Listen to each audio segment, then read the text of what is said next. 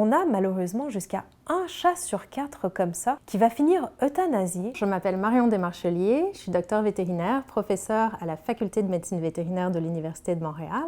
Ma spécialité, c'est la médecine du comportement animal. Qu'est-ce qu'on soigne, nous les psychiatres pour animaux? On va soigner essentiellement les chiens qui vivent de l'anxiété. On a beaucoup de chiens qui ne sont pas bien capables de faire la différence entre un danger réel et un danger imaginaire. Et malheureusement, chez le chien, ça peut se manifester par de l'agressivité. Il y a beaucoup de chiens qui peuvent aboyer, grogner, voire mordre parce qu'ils ont peur. Donc moi, je vais soigner ces chiens-là, gérer leur anxiété et ça va contribuer à leur bien-être évidemment parce qu'avoir peur de toutes sortes de choses imaginaires tout le temps, c'est pas plaisant pour le chien.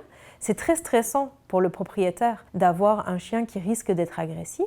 Et puis évidemment, pour la sécurité publique, c'est important que ces chiens-là soient soignés pour qu'on évite d'avoir des morsures qui peuvent parfois être graves. Les chats, c'est complètement différent des chiens au niveau de leur santé mentale.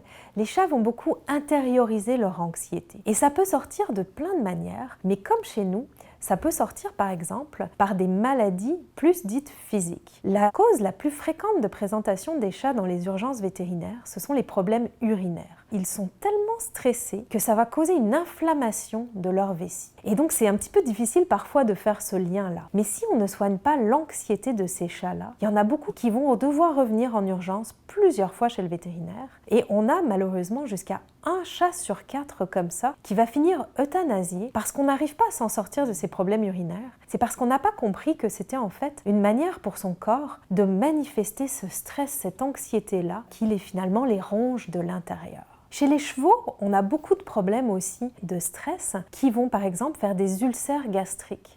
Si on n'adresse pas leur anxiété et leur stress sous-jacent, on va passer notre vie à essayer de traiter ces ulcères gastriques-là, ce qui coûte très cher et ce qui cause beaucoup de douleurs aux chevaux. Donc de la même manière que chez les humains, la santé mentale et la santé physique sont imbriquées ensemble, c'est exactement la même chose chez toutes les espèces animales. On peut avoir un dauphin qui fait une dépression postpartum, un gorille qui va faire de l'anxiété, des oiseaux qui vont avoir des tocs,